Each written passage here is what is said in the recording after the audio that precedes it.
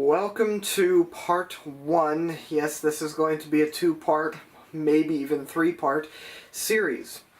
Today, I'm going to be talking about TriMet's yearly service improvements.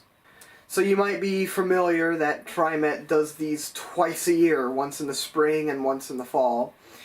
And so I will be covering those in this video, the past, present, future, my opinions. Man, the things I'd do if I were general manager of TriMet. Alright, so back in 2016, TriMet kicked off a 10-year improvement program for the buses, which we're in the middle of right now, as you can tell if you can do basic math. Now, here are a list of some of the more major things that they did. Well, firstly, new frequent service to lines 20 and 76. They split the old Line 4 into two routes, the 2 and the 4. They extended the Line 24 over the Fremont Bridge, closing 3 MAX stations in downtown, introducing 24-hour and overnight bus lines, rerouting bus lines, and other minor things. Some new routes were added, like the 74 and the 97. There was also the very short-lived 42 Denny Hall. This was reworked a whopping year later and was discontinued and is now merged and a part of Line 78, Denny Kerr Parkway. So TriMet's service improvements go into effect usually the first Sunday in March and the first Sunday in September. However, just yesterday, the middle of May, some new service improvements went into effect. The spring 2022 improvements went into effect. It's like they forgot, and then we're like, oh yeah, we were supposed to put improvements into effect. And they're just not getting around to it. Here is what those are. The Line 15, part of the frequent service network, was rerouted much better through downtown Portland. I actually mentioned this on a previous video where I didn't like the routing through downtown. Now, it's not that TriMet listened to me and watched my video on that and was like, okay, we're gonna put that into effect. No, it's that I do remember reading it from somewhere a few years ago that was what they wanted to do. And it stuck in my brain and I was like, wait, what is the 15's route through Portland? And I saw it on there and I thought it was really weird, and so it kind of stuck in my brain and I forgot that I had read it. So this is the old Line 15 route. How it went on Salmon Street going in one direction or Washington Street on another, which are like 6 city blocks apart or something like that.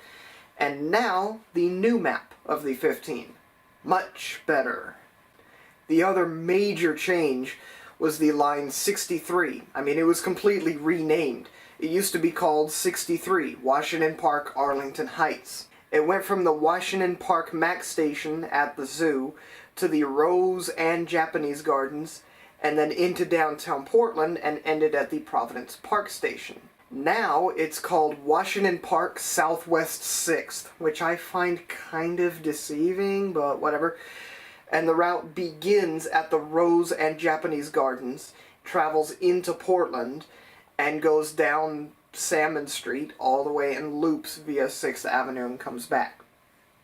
So all of the service from Rose Garden all the way to the zoo has been discontinued, and this was already being served by the free shuttles provided by Washington Park, so it's not like a major loss here. And this shuttle is free and provides better service than TriMet's Line 63. It runs more frequently and runs better into the day.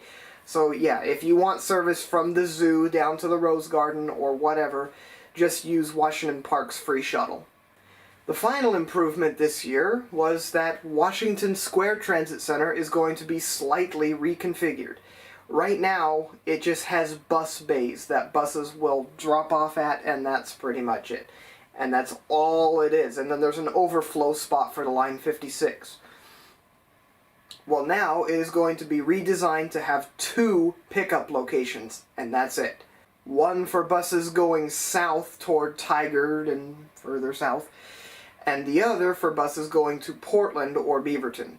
Now, I think it was fall 2020 or maybe spring 2021, they skipped They just glossed right over those improvements. And those included upgrades to existing 15-minute frequent service bus lines, increasing them to every 12 minutes. So the wait times were shorter, and it added an extra bus per hour.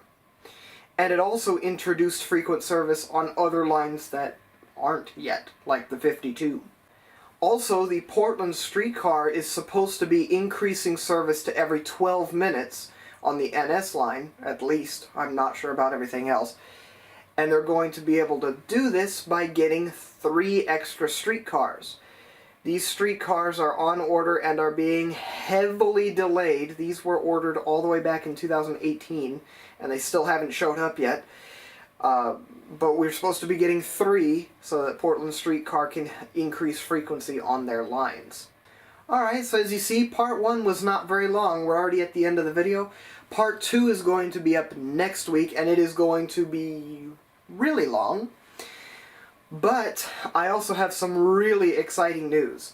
The day that next week's video goes up, I am going to not be in Portland. I'm going to be taking a train from this station up north to Seattle, and we are going to be spending a while up there, and I'm going to film some hopefully great videos of their transit system that I didn't get to do last year. More to come later. I'm excited to be able to show all of this to you, but anyways, you'll just have to see when those videos come out. Thank you for watching this video, and I'll see you next time.